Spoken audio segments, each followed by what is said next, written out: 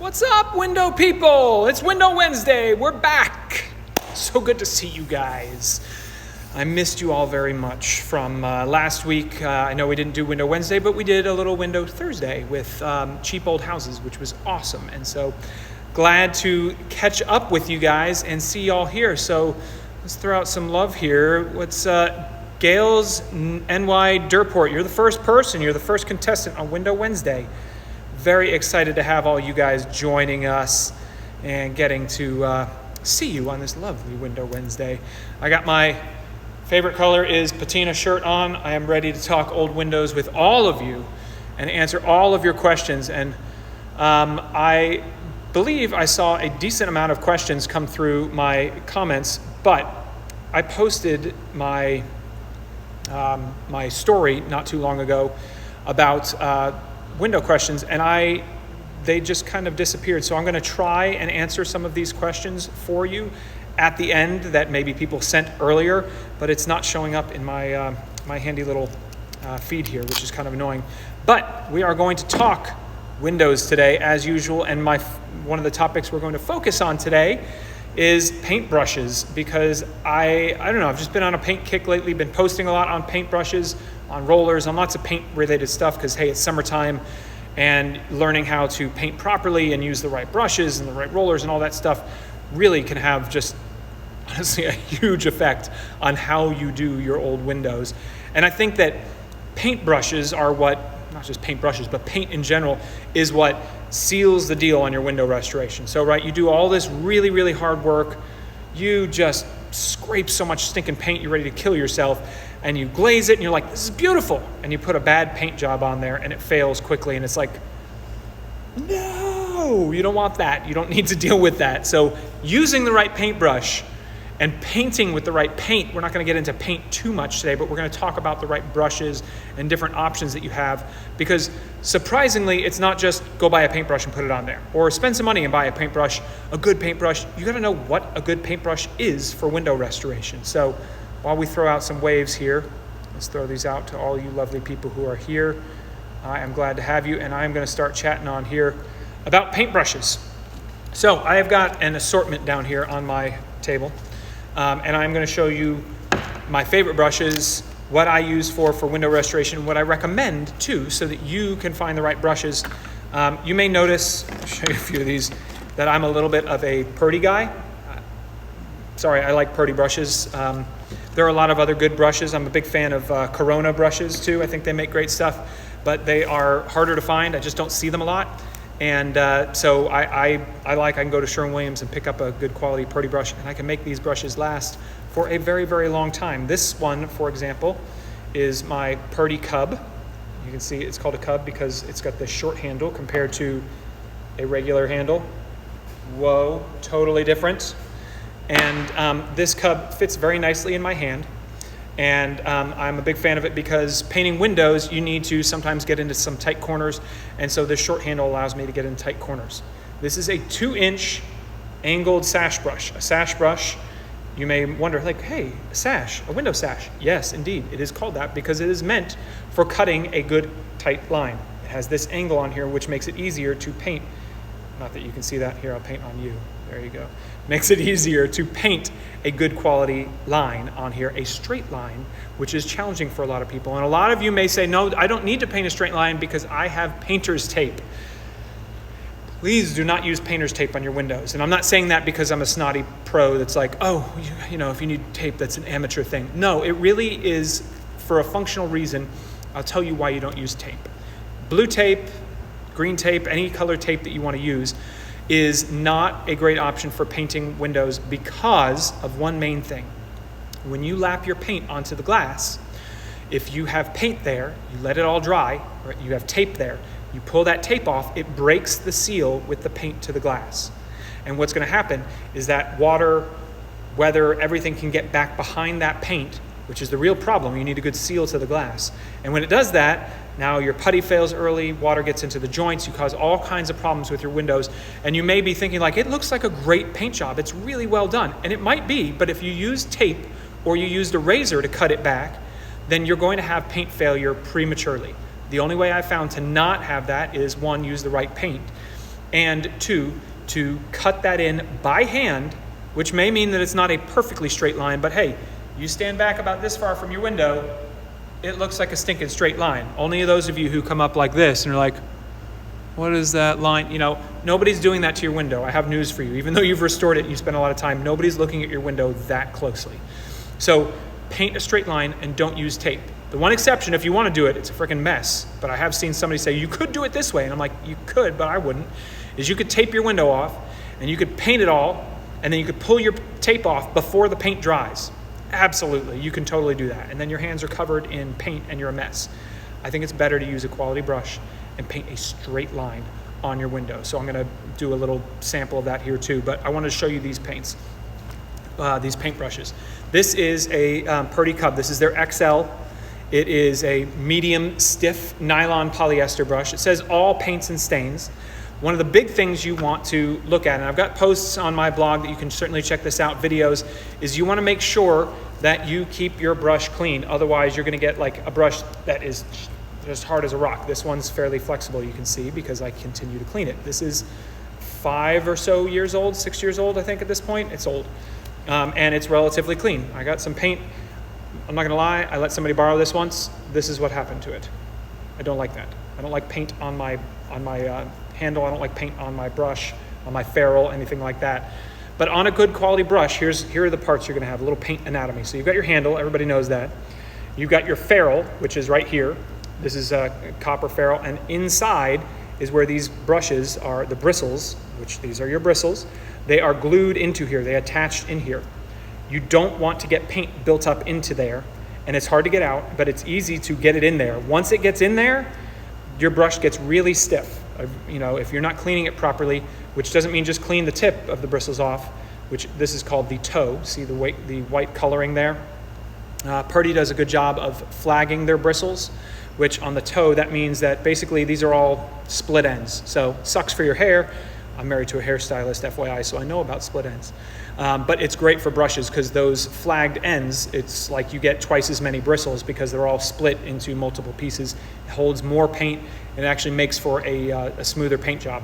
If you know, I don't know, you can't really notice, but if you ever grab a paintbrush, it gets thinner towards the tip, towards the toe here because of the flagging, because they've cut so many of those bristles out, they've thinned it out as if you were using thinning shears as a stylist. So something to really think about with your paintbrush. This is my latex brush. I use it the most. I have reserved it only for latex paints, and I feel that you should do the same thing. If you're using an oil paint, I'll show you that right now. I have this brush. This also is a Purdy, longer. They don't make a cub like this, but this is a natural bristle brush. This one is excellent for oil-based primers, oil-based paints. This is the kind of brush, and this doesn't just apply to windows, but this is what I use. I use this for my oil-based primers, oil-based paints, any of that stuff. Paints, it's black, it's a natural bristle. It's better for oil-based finishes. Natural bristles are better for oil-based. Synthetic bristles are better for water-based. They just handle them better.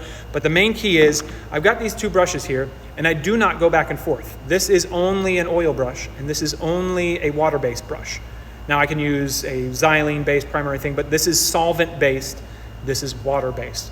You do not want to paint water-based with this and then come back the next day and, now I'm just gonna clean it, wipe it off, and I'm gonna paint with a water-based, or I'm gonna go back and forth between oil and water on the same brush. You will ruin the brush, you'll get bad results on your paint jobs. So you want to make sure you dedicate a brush to water and a brush to oil. Now there's one other brush that you wanna dedicate. I'll show you that right here. This is another natural bristle. This is a China bristle brush. This one is, again, a Purdy. This one's brand new, actually, to me. You can see I've still got the tag on there. I haven't taken it off. But I loaned mine out, and it disappeared. So I'm still angry about that. But this is a natural bristle, and this is the style I use for water-based finish. I'm not even talking. For clear finishes. That means, for me, I don't really use polyacrylics, but I do use a lot of polyurethanes, varnishes. Those are the ones that I use with this. Clear finishes on like a white bristle brush. For Purdy, that is this one here, the white bristle. It is soft, 100% natural white bristle, and it says oil-based paints, stains, and clears. I like this because it is soft. It's a much softer bristle than others, and it holds the oil-based finishes very well. And because of that softness, I don't get a lot of brush marks. I'm able to get really, really quality, smooth varnishes and polyurethanes with this. So whether it's you're doing some stairs, some small stairs, or you're doing some sash or doors or whatever, using this is the best way to do it. Now, I'll show you one other difference in your paintbrushes.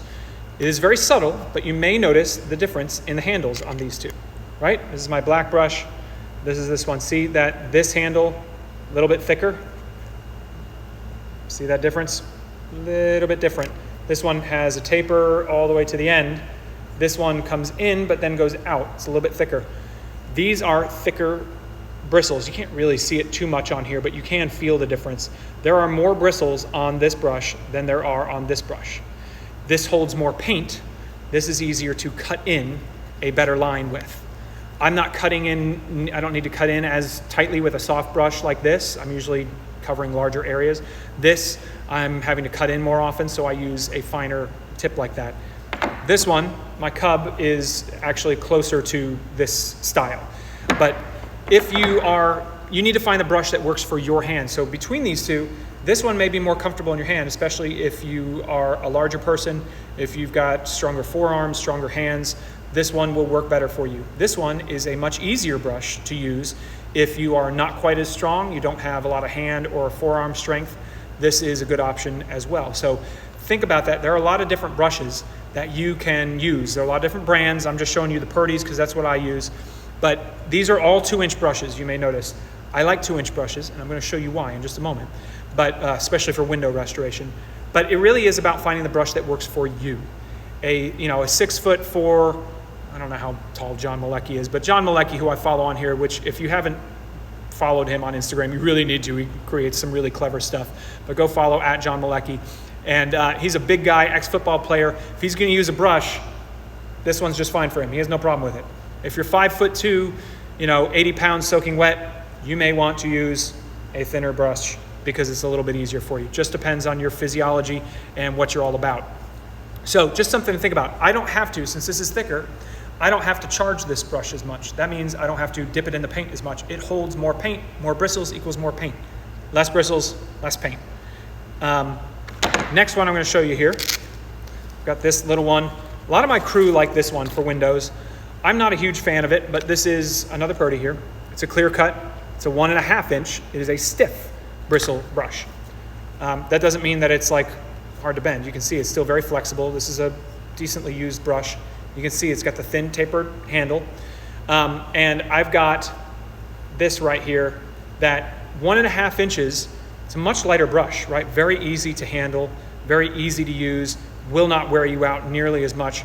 But I don't like this for windows, and I'm going to show you why in a little bit, because a window sash, typically you're about 2 inches on your rails and stiles, not 1.5. So I have to do 2 passes in a lot of times to get across a stile or a rail with this, whereas with my 2-inch, I can usually just come straight across and I got it covered. Or if you're a monster and you can do a 2.5 inch brush, all the better. The smaller the brush you use, the thinner the bristles, all that stuff, the more often you're having to dip. Now it may seem like, well, what's the big deal of dipping? I'm always thinking about production times, right? I've got a company, we're restoring thousands of windows every year. I've got close to 30 people out here painting at any given time or day or week. And so I know that every time I dip, that's 3 or 4 seconds, right? Not a big deal. But if you're painting all day for a week, 3 or 4 seconds, that's like 10 or 15 sash that you could potentially paint in the week if you're not having to dip all the time. If you do 1 pass on a stile, easy. You do 2 passes, no problem. But that's 2 passes. That's extra work you're making for yourself if you can figure out how to do it the easy way rather than doing it a little bit of the harder way. So something to think about right there. I'm going to take you over here to a sash and show you kind of how these will fit and what I'd use. But there's one more tool I wanted to show you guys, and it is this. It is a brush comb. This, for cleaning your brush, imperative, right? There's lots of different versions of these. I just go through here when it's wet, when I've got mineral spirits, whatever I'm cleaning my brush with, and you want to brush that paint out, take that stuff off of there. You notice on this side, it has a curved thing. This is for cleaning your roller. You can squeegee out the roller. On here, for a small one, for cleaning out small, like mini rollers, You can do that there. There's a lot of options for these. They don't make these tools like 5-in-1s. It's a 5-in-1 for 5 uses in one tool.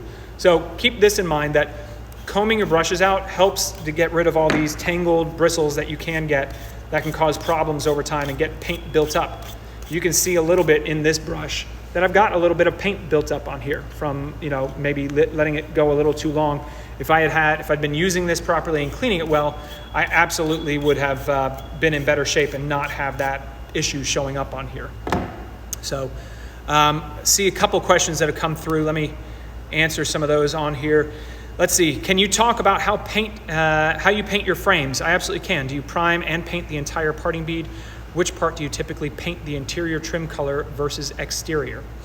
So, a couple questions on here. Before we get into these questions, I wanted to give a little love, a little shout out to our sponsor, Abitron, at Abitron Inc. They are fantastic people. They are always supporting us. Go give them some love if you have not. At Abitron Inc. is their handle here on Instagram. They're fantastic. They make the restoration products that help us do what we need to do. You can even see some of them back there, the little yellow boxes. That's the stuff we use all the time. We use their wood epox and their liquid wood relentlessly in here to restore old rotted wood, damaged wood. Definitely something that if you're restoring windows, you need to be using. One of the easiest, it's just a 50-50 mix of the epoxy. Nothing is easier than that. There's no calculations, or there's no math involved, I promise. And you can use that for whatever you need to. So please go give them some love. They sponsor these wood window Wednesdays, and they make it happen. So give them some love. So back to the questions. Do you prime and paint the entire parting bead? Which part do you typically paint, the interior trim color versus exterior? I hear a lot of questions from people on what color should I paint which, and it really doesn't matter. I'm going to take you over to a window real quick and show you a little bit of, give you some samples on here. This is a full window unit I have in my shop that's just kind of sitting here. Here's how I like to think about it. We'll turn this around right now. So I've got this window unit sitting here, right? This is a double hung, a 6/1. You can tell that this window unit it's all one color, all white on the outside. The inside is all white as well. So there's only one color on this window: jam, sash, everything. If I'm going to paint this window, and I'm going to do multicolors, you can do, in this case, you've got brick mold. So I can do my brick mold. I would do my brick mold, say my jam, all this one color. Here, my parting bead, my jam, all that one color. All the way down here, my sun, we have connection. Be coming back. Okay, sorry, we had some connection issues. We're back. I'm doing everything that I would see from the outside, all one color. Where we typically break for exterior paint, we're going to paint from the parting bead out the exterior color. And if you want a different color jam on the inside, we'll do from the parting bead in. And then what you do your parting bead is two-tone. So you paint your parting bead right here, down is going to be the exterior color. And from on the inside, from right here up, is going to be the interior color, right? Sashes, you can do your sashes one color on the outside and one color on the inside. Not a problem. Very easy to break those. But you want to paint your window so that it's what's seen from the outside when closed is all consistent. Same thing, what's seen from the inside is all consistent. So I hope that helps. Another question, how do you get your oil-based paint brushes so clean? What's your method for cleaning them? I have a video, I can walk you through that on YouTube. Go check it out, how to clean paint brushes. I put it all in there. It's kind of a 4-step process for me because, yeah, you can see that black paintbrush. I use that to paint mainly. I'm painting white primer with that. So I'm going to show you guys here another setup. I've got a sash. Sorry for walking around a lot on you today. But I've got some casement sash here. You can see these are some curvy casements. Here's why I like a 2-inch brush. Because with a 2-inch brush, let's see if I can get a little closer to show you guys more precisely. With a 2-inch brush, look at that.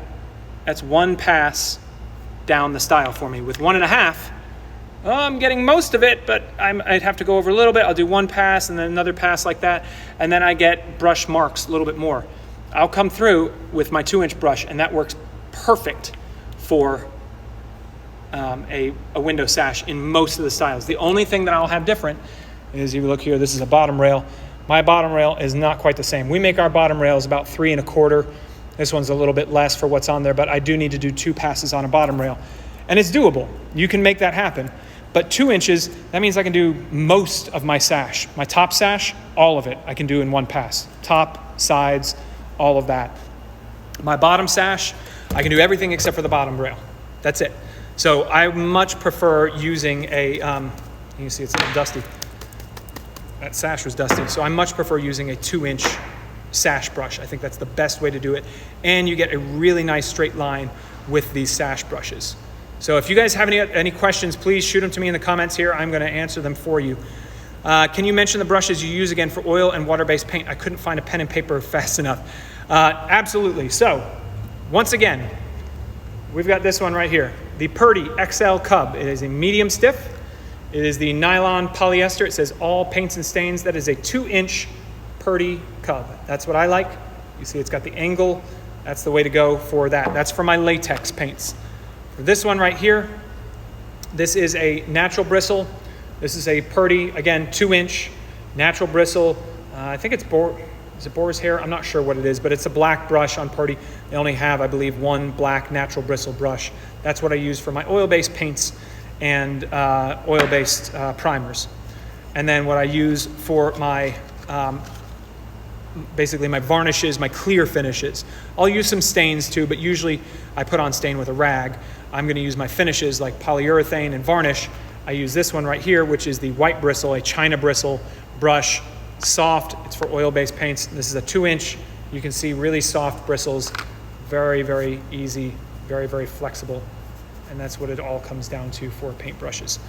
And then there are, I think, you know, this, I know I'm picking on this 1.5-inch brush, but there's places where this may be useful. If you've got some really, really small areas that you need to paint, you know, I understand that this may be helpful for some people for painting muttons. I have gotten comfortable doing it with this 2-inch brush. I don't have a problem with that. I basically use my 2-inch brush like a 1.5-inch brush on the mutton. I will show you that now. We just walked back, but I meant to show you that over here at the sash. But using this like a 1.5-inch brush is not as complicated as you may think. So let's turn around here and I'll show you on here. So let's say I'm going to paint this mutton. And so I can turn my brush however I want. Like I'm not doing it that way, right? Now I got a lot hanging over, though I can if I want to. And I'll probably get my corner started like that. But then I paint like this to paint my mutton. And so I can twist, I can paint a very thin mutton just like that. Or I can rotate it more for a thick mutton or a thick whatever, a panel on a door, whatever I want to do. But that is the way that I like to use the 2-inch. I don't think that the 1.5-inch, you really need it for something like this. I can always paint with half of it too. You can do that, right? Not a problem. Now I've got a 1-inch brush or a 3/4-inch brush. There's a lot of different options. I have found that a 2.5-inch brush, that's a little too heavy for me. Just my build, I'm 6'1", about 175. I'm an Aries, I like long walk spot on the beach. But I have found that 2.5-inch brush is just a little bit too heavy for me to use regularly and not get tired through the day. Also, holding your brush is an important thing. Let me use this one as an example. This is not how you hold a paintbrush. You don't hold it back here. You hold your paintbrush here. Your fingers should be on the ferrule, not on the bristles, on the ferrule. And you can let this just kind of rest in there. So I'll take my brush, you can toss it in there, close your fingers around it, and that's what you're doing. I've got all these fingers on here to kind of control it as I need to. I like the cub. It has a nice curve to it. For me, that fits very nicely in my hand that you can see there. I feel like Vanna White showing this off.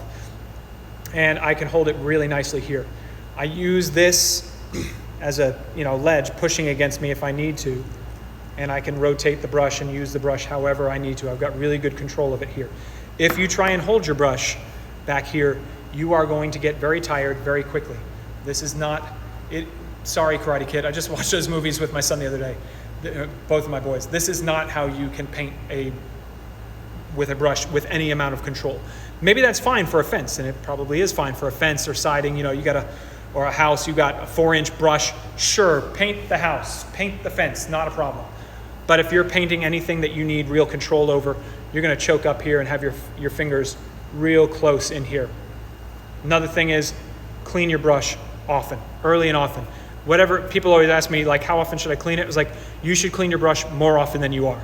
I don't know anybody who cleans it really enough. A lot of professional painters, they're fine with it. They know what they're doing. But most of us who are DIYers or who are restoring windows in our own house, you don't clean it enough. You need to clean your brush pretty often. If you're getting any paint, the paint wicks up, let's see, it wicks up here slowly but surely through surface tension. If you're getting paint up near the ferrule, it's time to clean it. Whether it's been 15 minutes or 5 hours, it's time to clean it. I'll usually clean my brush if I'm painting all day with it, at least 2 times, maybe a third time in there, just to keep it clean, to give it a good rinse. I don't need to like thoroughly clean it because I'm in the same paint. But if I'm painting with the same paint all day, I will clean it at least a couple times because I do not want that paint getting into the ferrule. And I paint for a couple hours with that paint that pulled up in here. Now it's dry in here, and you've ruined that brush. It's very easy to do. A couple other questions. Hate cleaning brushes. Is there a trick for effective cleaning? I put a few of the tricks that I use for cleaning brushes into my video on YouTube. Go check it out, how to clean paint brushes. Try to have some fun with it. It's definitely a good video for a laugh. And I think it's a good way of cleaning brushes, whether it's, I talk about water-based and oil-based cleaning. So something to think about. Another person, so thank you. So dry run, hanging the windows to mark the parting bead. So in terms of like how to space where to cut that parting bead paint line, you can just take your bottom sash and line up your parting bead with it. And I want to break the parting bead line somewhere in where those meeting rails meet so you don't see the paint line break. So if you think about just measuring from the bottom of your bottom sash to the top of your bottom sash, that's going to be, you're going to need to go down about 1/2 inch from there, and that's where you'll break your paint line. That would be Knit for Life asking that question. Any other questions? Happy to answer them in here. Let's see. What's your tip for keeping paint off the handles? Except for this one, you mean? My tip for keeping paint off the handles is that you basically just need to, when I get paint on the handle, I'm a little anal about it. Get paint on my handle, I don't like it on my hands. So I feel it immediately, and then I just go clean it right then. I'll just take a rag and wipe it off. You can see on this one, I've got a little bit on there, but it's not built up in any way.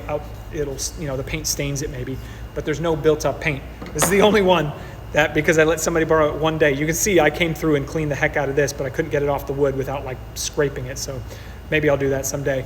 But once you feel, if you're holding it right, you'll know if there's paint on the handle, and it's going to annoy you. My thumb's over on this side holding the brush. I got my fingers over here. I'll know it. So I just rinse it off. I don't have good control if my hands are all slippery. Obviously, it's a technique, right? Yeah, and it's just awareness, right? Awareness of what you're doing with the brush, how you're using the brush. That makes a huge difference for what you're doing on when you're painting. If you do make mistakes, don't fret it. It's just paint. It's not that serious. It's just paint. There are a lot of worse things in the world. If you don't like how it came out, you can try and wipe it off with a rag or with your finger, not a problem. Or if you don't like it, just leave it alone, let it dry, and when it's done, you can sand it off, you can scrape it off again. It's a pain, but you can do that. If you get brush marks, you can sand those down and smooth them out. You can always, it's not a problem adding another coat of paint because you don't like how the first coat turned out. You can tune that up, sand it, fix it, not a problem. Thanks for this, watching while I'm cooking dinner. I love hearing that. So, thank you guys for being here. Always love having y'all on here. One more time, giving a shout out to Abatron, at Abatron Inc. Go give them a follow, give them some love on here. They've got some really cool projects. I saw them post this week on Instagram. A lot of good before and afters if you're into those, which if you're following me, you're probably into before and afters. So you just want to learn how to do the before and after yourself. So thank you guys for being here. And for all of those of you who sent me a question earlier that are not showing up here, which is quite annoying to me, I will answer those questions in my DMs. I'll get back to you. All right. Thanks, guys. Happy painting.